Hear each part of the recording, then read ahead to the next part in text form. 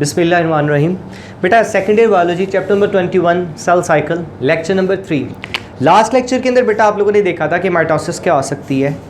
ऐसी cell division की type होती है जिसके अंदर नंबर ऑफ क्रोमोसोम क्या रहते हैं constant from parents to offspring. मतलब एक नॉर्मल सेल जिसे हम क्या बोलते हैं पेरेंट सेल, उससे जो डॉटर सेल बनते हैं बेटा, तो पेरेंट सेल में जितने नंबर ऑफ क्रोमोसोम होते हैं कितने किस पे रहेंगे डॉटर सेल में। वो हमने बात कर ली थी कि किस तरह से प्रोसेस होता है।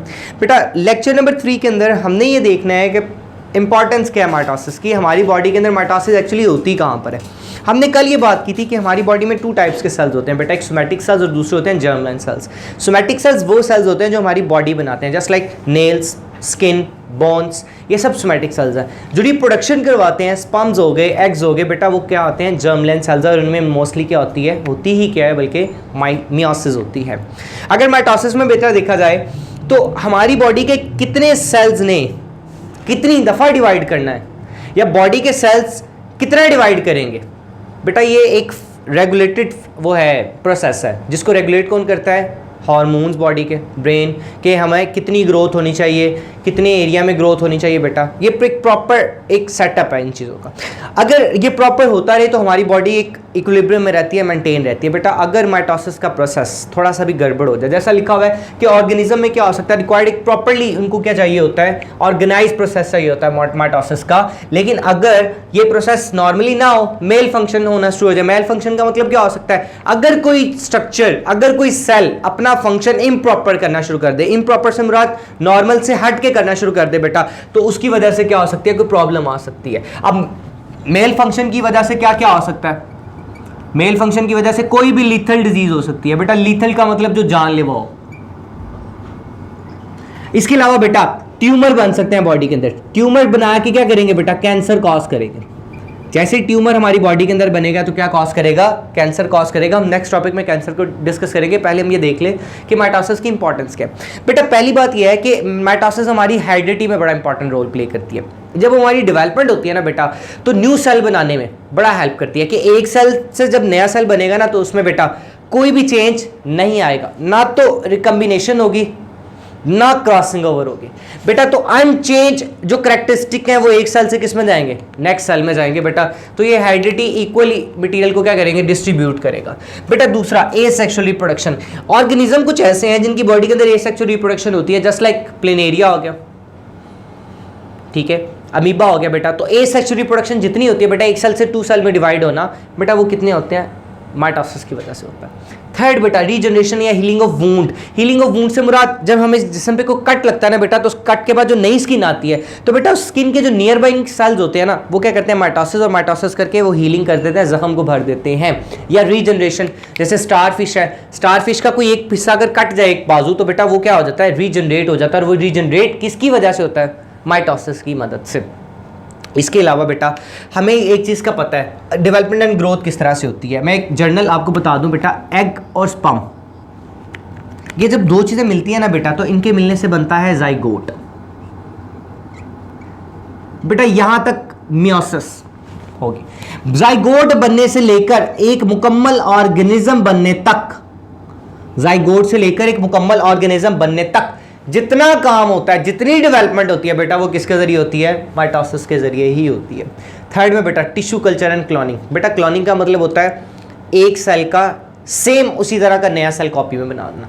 फर्ज किया मैंने कहा ये एक सेल था, अगर बेटा ये एक सेल अपने ही तरह का एक नया सेल बना दे, बिल्कुल कॉपी बना दे, तो बेटा वो क्या होती है, क्लोनिंग। बेटा क्लोनिंग भी एसेक्सुअल रिप्रोडक्शन की एक टाइप है। क्लोनिंग में क्या हो सकता है, टिश्यू कल्चरिंग में क्या हो सकता है, हम एक पीस लेते हैं टिश्यू का, ठीक है, आप लोगों ने बायोटेक्नोलॉजी वाले चैप्टर में जाके बेटा इसको थोड़ली पढ़ना है। हम एक पीस ले लेते हैं टिश्यू का।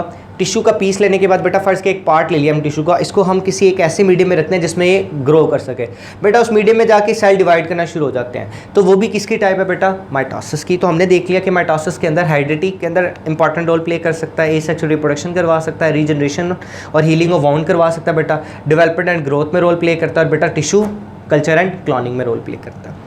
अब ये तो था कि नॉर्मली हमें फ़ायदे क्या दे रहा है, अब नुकसान क्या है, कैंसर। बाज़ औक़ात कुछ सेल्स होते हैं उनके अंदर म्यूटेशन हो जाती है। म्यूटेशन मींस डीएनए में चेंजेस आना शुरू हो जाते हैं बेटा, तो उसकी वजह से सेल को क्या कॉज हो सकता है, कैंसर।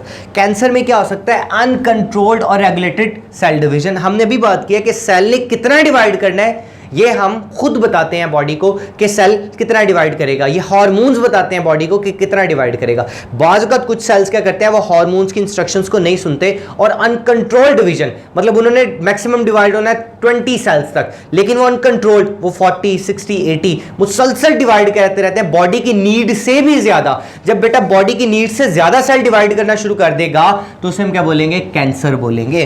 तो इसे हम क्या बोलते हैं बेटा, अनकंट्रोल्ड और अनरेगुलेटेड, उसकी कोई रेगुलेशन का प्रोसेस नहीं है, उसको कोई डील नहीं कर रहा, उसको कोई कंट्रोल नहीं कर रहा बेटा, तो उसको हम क्या बोलते हैं, कैंसर कहते हैं। बेटा कैंसर का मैकेनिज्म क्या होता है, मैंने अभी बताया है कि सेल कब डिवाइड करेगा, अकॉर्डिंग टू नीड जितनी उसकी जरूरत होती है उस जरूरत के मुताबिक उसने क्या करना है, डिवाइड।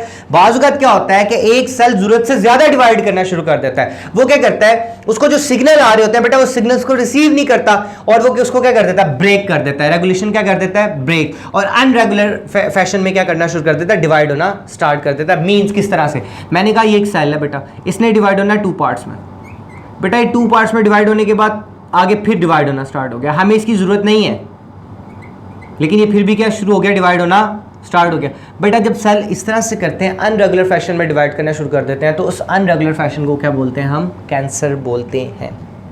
बेटा कैंसर के अंदर 2 ही कैंसर हैं, एक होता है बिनाइन कैंसर, एक होता है मैलिग्नेंट कैंसर। बिनाइन कैंसर, बेटा बिनाइन कैंसर ऐसा होता है जो अपनी पोजीशन को चेंज नहीं करता, जस्ट लाइक फर्स्ट किया ब्रेस्ट कैंसर, और वो सिर्फ ब्रेस्ट के अंदर है, ठीक है, एक एरिया के अंदर है। या लंग कैंसर और सिर्फ लंग्स के अंदर है, अपने एरिया के अंदर पड़ा हुआ है, किसी एक सेल में या किसी एक साइड पे कैंसर है, तो बेटा उससे बोलते हैं बिनाइन। बिनाइन से मुराद वो अपनी पोजीशन को चेंज नहीं करेगा। मैं कहता हूं, मैं कोई एरिया ड्रॉ कर लेता हूं बॉडी का, मैं जस्ट लाइक मैं कहता हूं कि ये बॉडी का एरिया है, यहां पर एक कैंसर सेल बन गया, ये क्या बन गया, कैंसर सेल। तो जिस एरिया में बेटा वहीं का वही प्रेजेंट है, ना उससे हिल रहा है, ना आगे फैल रहा है, ना अपने साइज में बड़ा हो रहा है, उतने का उतना है, तो बेटा ये क्या होगा, benign. Not transfer to the other parts, not transfer to the other parts मतलब ये लोकलाइज्ड है, अपनी जगह पे प्रेजेंट है, उससे ज्यादा नहीं होगा, छोटे से साइज का होगा। बेटा उसके बाद इसका इफेक्ट बहुत कम होता है, हम इसको इजीली बॉडी से रिमूव कर लेते हैं, इसका कोई डेलेटेरियस या नुकसानदेह इतना ज्यादा इफेक्ट नहीं हो सकता। तीसरी बात बेटा, ये नॉर्मल सेल्स को लाजमी इंटरफेयर करता है, तंग जरूर करता है, लेकिन कोई ज्यादा इफेक्ट नहीं कर सकता। तो बेटा बिनाइन में हमने क्या बात की, ये ट्रांसफर नहीं करता अदर पार्ट्स में, ये छोटे साइज का होता है, लोकलाइज्ड होता है। लोकलाइज से मुराद ये जिस जगह पे बनता है वहीं पे रहता है, जस्ट लाइक ये इस तरह का बना इसी तरह पे प्रेजेंट रहेगा। बेटा जो मैलिग्नेंट होता है वो क्या, इसका सॉरी लिटिल इफेक्ट होता है, बहुत कम इफेक्ट होता है। उसके बाद बेटा हमने क्या बात की, ये अदर सेल्स को इंटरफेयर करता है लेकिन बहुत कम करता है। लेकिन बेटा अगर मैं मैलिग्नेंट की बात करूं, मैलिग्नेंट बेटा मैलिग्नेंट ऐसा आप कह लो कि कैंसर हो सकता है जो स्प्रेड करता है one part two the other parts. मैं कहता हूं ये एक ब्लड स्ट्रीम है, यहां पर बन गया एक कैंसरस सेल्स, ठीक है बेटा, ये बॉडी के किसी भी और पार्ट के अंदर ये एक नया पार्ट है, ये यहां से अपने कैंसरस सेल्स को अफेक्ट करता करता बेटा कहां पर आ जाएगा, नेक्स्ट पार्ट तक पहुंच जाएगा। तो बेटा ये एक पार्ट से दूसरे पार्ट में ट्रांसफर कर सकता है मैलिग्नेंट ट्यूमर। दूसरी बात, ये इन्वेड करता है अदर सेल्स को। किस तरह से बेटा, ये अगर फर्ज क्या एक सेल है जिसको कैंसर है बेटा, तो इसके साथ जितने सेल्स प्रेजेंट होंगे बेटा, ये 7 जितने भी सेल्स प्रेजेंट होंगे बेटा, ये इनको खराब करता जाएगा, ये अपने टिश्यूज यहाँ पे, फिर यहाँ पर, फिर यहाँ पर, इस तरह से क्या करेगा, अदर सेल्स को इन्वेड करेगा। तीसरी बात बेटा, ये एंटर होता है ब्लड सर्कुलेटरी सिस्टम में, खून में शामिल हो जाता है, और जहां जहां पे जाता जाता है वहां पे कैंसर क्या करता रहता है, कॉज करता रहता है। उसके बाद बेटा इसका स्मॉल साइज नहीं होता, काफी बड़े साइज का हो सकता है, और ये प्रोलिफरेट करता है। प्रोलिफरेट का मतलब होता है ये जिस्म के अंदर फैलता है। लास्ट में बेटा ये था मैलिग्नेंट ट्यूमर और बेनाइन ट्यूमर्स, आपका डिफरेंस करके डायग्राम बना सकते हैं। बेटा सेकंड एक क्वेश्चन आता है, व्हाट इज मेटास्टेसिस। बेटा जब मैलिग्नेंट ट्यूमर्स क्या करते हैं, एक एरिया के अंदर उन्होंने नुकसान पहुंचा दिया, उसके बाद बेटा वो उसी अपने ट्यूमर्स को उठा के दूसरे एरिया तक ले जाते हैं। जस्ट लाइक इस एरिया के अंदर तो मैलिग्नेंट ट्यूमर्स ने क्या कर दिया, जो नुकसान करना था कर दिया बेटा। इसके बाद ये अपने एरिया को सेटअप करते हैं एक नए एरिया में। फर्स्ट किया यहाँ पर ट्यूमर बना, यहाँ पर एरिया अफेक्ट करने के बाद बेटा वो यहाँ से जाते जाता मेरे हार्ट वाली साइड पे आ गया। तो बेटा जो malignant tumour new setup area कर देते हैं, वो जो फैलते हैं अपने प्रोलिफरेट करवाते हैं बेटा, उस प्रोसेस को क्या बोलते हैं, मेटास्टेसिस, या नॉर्मली हम क्या कहते हैं, अदर एरिया और फॉर प्रोलिफरेशन, एक नया एरिया बना दिया है ट्यूमर के या कैंसर सेल्स के फैलने का। उसके बाद हमारे पास नेक्स्ट चीज़ आती है इंडिकेशन किस तरह से होती है कि कैंसर सेल है नॉर्मल सेल है।